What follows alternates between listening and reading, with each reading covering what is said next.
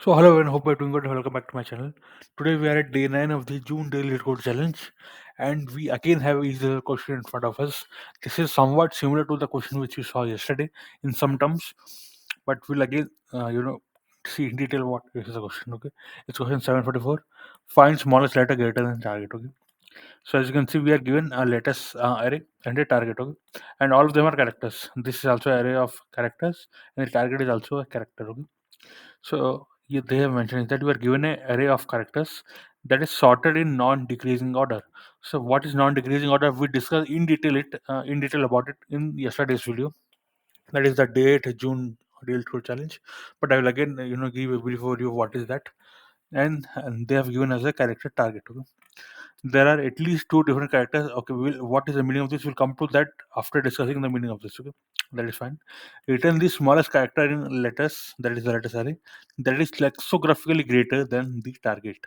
Okay, what is lexicographically? Again, this is something which we want to discuss. If such a character do not exist, return the first character in letters. This is going to be edge case. Okay, this also we will have to discuss in detail. Okay, first coming to what is non-decreasing.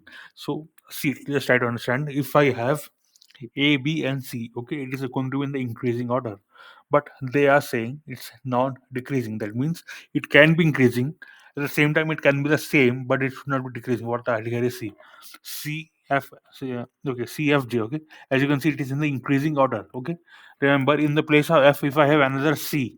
Okay. If I have another C in place of F, then it will not be anymore in the increasing order. Okay, but remember, still it will come in the category of non-decreasing. Non-decreasing just means that it should not decrease. It can be the same or it can increase. Okay. Please, this is the highlight of this discussion. Non-decreasing means it should be, it can be the same or it can be increasing, but it should not decrease.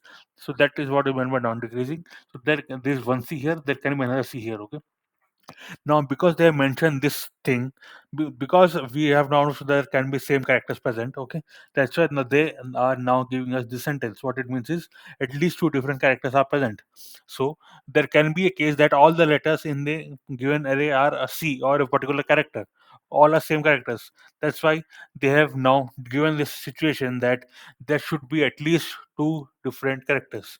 Okay, in the whole letters. That means two characters are definitely going to be there, let it be how many times they are there. Okay, so that is the basic idea of things. And finally, this is the question now. Return the smallest character in letter, that is lexicographically. See, that can be a different meaning to everything. Okay, but in this context what we're discussing, because we are only having characters here, let me make it work a bit simple here. Lexicographical basically means, in this particular context, it means alphabetical order. Okay, alphabetical order. What that means is, if I have C here, that is C is greater than A, because C comes after A in the alphabetical order. As simple as that. So lexicographically basically means alphabetical order. Okay, greater than target.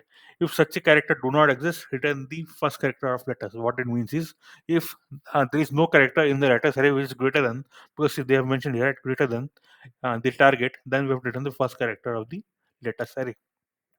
So this question is on the simpler side, as you may be knowing this. Okay, uh, but you will be just thinking, how do we compare? See, the only thing here I can find difficult if I am beginner is that I can compare numbers, but how do I compare if a string, if single character is greater than the other character, in a lexicographical order? Because remember one thing, usually Leetcode gives the definition of something if they use a technical term or a jargon, but in this context they have not given what is lexicographical. They have not given a definition of that. So basically they are just trying to identify how much you know this. Okay, so let me make your task easier. Lexicography is alphabetical order. Next thing is, how do we compare characters? Because if we can compare numbers, I can tell that 10 is less than 98, but how do I compare characters? That also in lexicographical order. So since I know that lexicographical means alphabetical order, let me give you this easier thing also. See, in if you talk about any programming language, what happens is that each character or each special character or whatever you say it, okay, whichever can be stored in one byte, all those things are stored in terms of a ASCII number. What it means is that, see, each character here or each special character that we are using in our keyboard, which you can see, all are going to have a special ASCII number associated with it. Okay, so just remember this way: computer needs only zeros and ones, right? Computer understands only zeros and ones. So what is being done is, see, it does not understand what A is or what B is. So what it will do is, it will allot a number to it. Okay, and it will remember the binary form of that number. Okay, So what is happening is, see, for example, if we talk about this a small a, okay, it's represented by the number 97, which is the ASCII number for it. Similarly, if we talk about small b, it is 98, okay, it's 98, and so on, okay. So if I remember correctly, for capital A, it is going to be 65 and something around that, okay. So that is what is the basic idea. So what happens is that internally, so for example, if we are comparing two characters using some of these operators, okay, what happens internally is that their ASCII value is basically getting compared, okay. So as you can see, if as I proceed from A to Z, the ASCII numbers are also increasing, okay. It's 97, then 98, and so on, right?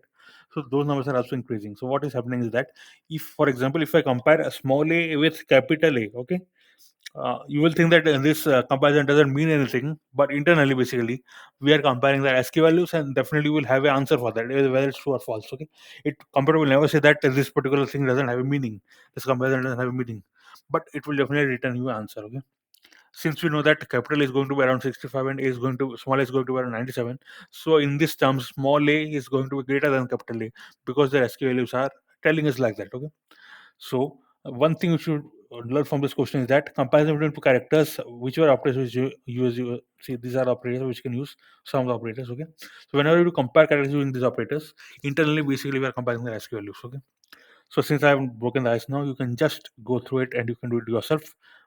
After giving a try, let us come to my solution. Okay? So first, I will just print and show you.